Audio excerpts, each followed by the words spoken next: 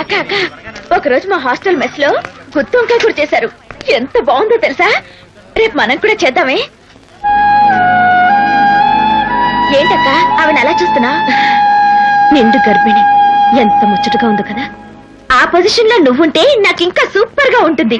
అంత అదృష్టం ఉండాలిగా. ఏంటక్క నువ్వు అనేది? ఏం లేదు, నీకు ఇష్టమైన కూరగాయలు ఏంటో చెప్పు, కొనేద్దాం. సరేనా? అక్క క్యాబేజ్ తీసుకున్నావా? చాలా బాగున్నాయమ్మా, తీసుకోండమ్మా. తాజా ఎవరు వచ్చినా సరే మాయ మాటలు చెప్పి ఇట్టే లాగేసుకుంటాం. ఈ తెలివి దాని బతుకులో ఉంటే దాని మొగుడు దాన్ని వదిలేసి దాని చెల్లెళ్ళేందుకు తగులుకుంటాడు. బాగా చెప్పావు. వచ్చే నా సౌతుల్లారా, నా మొగుడు మీ మొగుళ్ళ మళ్ళీ కాదే కనపడ్డ ఆడదాన్నల్లా తగులుకోవడానికి నేనే స్వయంగా నా చెల్లినిచ్చి పెళ్లి చేశా. ఎక్కువగా మాట్లాడారంటే ఎడంకాలు చెప్పుతో కొడతా, జాగ్రత్త. మీరు తీసుకోండమ్మా, టమాటాలు కేసు సరిపోతాయమ్మా. అవును, నీ చెల్లిని నీ మొగుడికి నువ్వే ఎందుకు ఇచ్చి పెళ్లి చేసావు? ఏం చేయమంటారమ్మా, నా పెళ్ళై శానాళ్ళైనా నా కడుపు పండలేదు. డాక్టర్మ్మ గారి దగ్గరికి వెళ్తే పిల్లలు పుట్టదండి. నా మొగుడు మొగాడు కాదని నలుగురు నానా మాటలు అంటుంటే ఎట్టా తట్టుకునమ్మా. నాకున్న లోపానికి ఆడెందుకు మాట పడాలి. అందుకే నా చెల్లినిచ్చి పెళ్లి చేశా. దానికి ఇప్పుడు 2 పిల్లలు. ఇదిగోనమ్మా వీళ్ళే నా సొంత బిడ్డల్లాగా చూసుకుంటున్నానమ్మా. మేము ముగ్గురు సంతోషంగా బతుకుతున్నాం. మా కాపురం చూసి ఓరవలేక అట్లాంటి కుక్కలు ఎన్ని వాగితే నాకేంటి? నాకు కావాల్సింది నా మొగుడు, నా చెల్లి, నా పిల్లలు, నేను. అమ్మా మీరే చెప్పండి అమ్మా, ఒక ఆడదానిగా నేను చేసిన పని తప్పంటారా? తప్పలేదు. నీ పరిస్థితుల్లో నేనున్నా సరే భర్త మీద ప్రేమ ఉంటే నువ్వు చేసిన పనే చెయ్యాలి.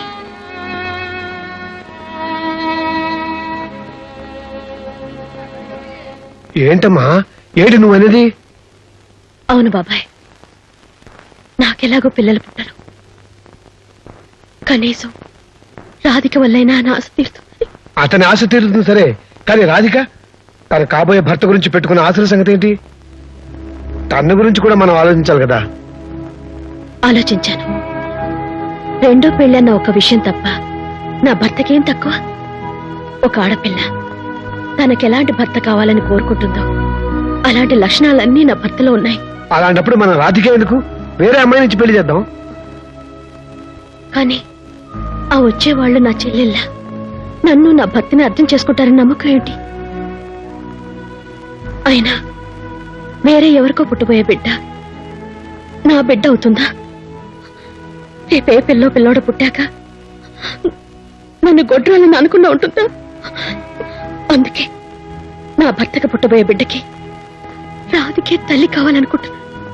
ఎందుకంటే రేపు తనకి పుట్టబోయే బిడ్డ నా రక్తం పంచు పుట్టిన నా చెల్లి బిడ్డ కాబట్టి, నేను అమ్మాని పిలుస్తుంది కాబట్టి. అది కాదమ్మా. నన్ను చెప్పని బాబాయ్, చూసే వాళ్ళకిదంతా నా స్వార్థం కోసం చేస్తున్నట్లుగా అనిపించచ్చు. కానీ నా భర్త నాకు కావలసినవన్నీ ఇచ్చాడు. అలాంటప్పుడు పిల్లలు కావాలన్నా ఆయన ఒకే ఒక కోరిక తీర్చడం కోసం నేనే మాత్రం చేయడం నాకేం తప్పనిపించట్లేదు బాబాయ్. అక్క ఎక్కడికి వెళ్ళావక్క? నీకు పెళ్లి కొడుకుని చూడటానికి. చూసావా? చూశాను. బాగున్నాడా? బ్రహ్మాండంగా ఉన్నాడు. అంటే నీకు నచ్చాడనమాట? నాకేంటి, అతను ఎవరికైనా నచ్చుతాడు. అతన్ని చేసుకోవడం ఏ ఆడపిల్లకైనా అదృష్టమే. ఆ అదృష్టం నీకు పట్టింది. మరి పెళ్లి కొడుకు నాకెప్పుడు చూపిస్తా? ఇప్పుడే. ఎక్కడా? ఇక్కడే. ఏది చూపించు? కళ్ళు మూసుకో, చూపిస్తాను.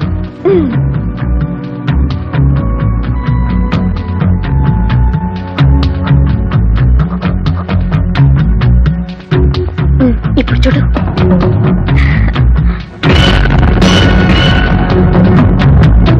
అక్క ఏంటిది? నీకు కాబోయే పెళ్లి కొడుకు. నీకేమైనా పిచ్చి పట్టిందా?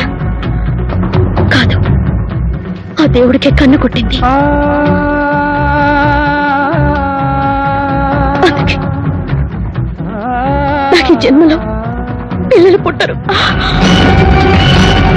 డాక్టర్ చెప్పింది ఏంటక్కడ చెప్పేది? మీకు పిల్లలు పుట్టరా? అవును, ఆయనకేమో పిల్లలంటే ప్రాణం, నాకు ఆయనంటే ప్రాణం. దేవుడు నాకు ఇచ్చిన శాపానికి ఆయన ఎందుకు బలి చేయాలి? అందుకే నిన్న ఆయనకిచ్చి పెళ్లి చేసి మీకు పుట్టే పిల్లల్ని నా పిల్లలుగా అనుకుని మురిసిపోతాను.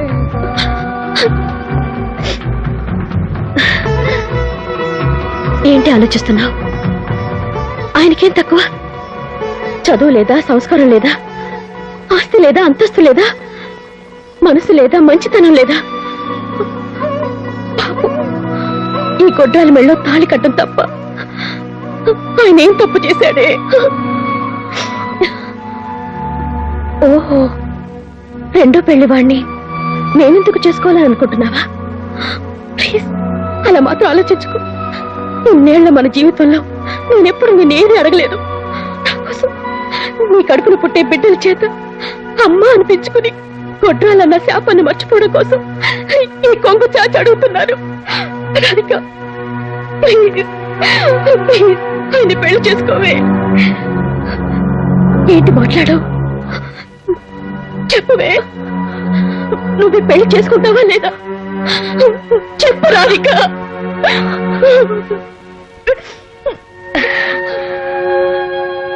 ఇష్టాలు, లాభ నష్టాల గురించి ఆలోచించడానికి ఇది వ్యాపారం కాదక్కా, జీవితం. నువ్వు నా కోసం ఎంతో చేశావు. బావంటే నీకెంత ప్రాణమో నాకు తెలుసు. అలాంటి ప్రాణాన్నే నాకు భాగం పంచుతున్నావంటే నువ్వు ఎలాంటి పరిస్థితుల్లో ఈ నిర్ణయం తీసుకున్నావో నేను అర్థం చేసుకోగలను. అంటే అంటే నువ్వు ఈ పెళ్లికి ఒప్పుకుంటున్నావా? పిచ్చిదానా, మనిషికి కష్టం వస్తే దేవుణ్ణి వరం అడుగుతాడు.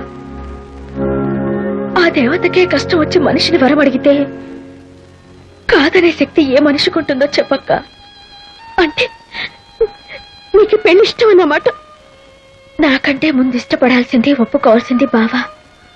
అసలు ఈ విషయం బావతో చెప్పావా? చెప్తాను, చెప్పి ఎలాగైనా ఒప్పిస్తాను.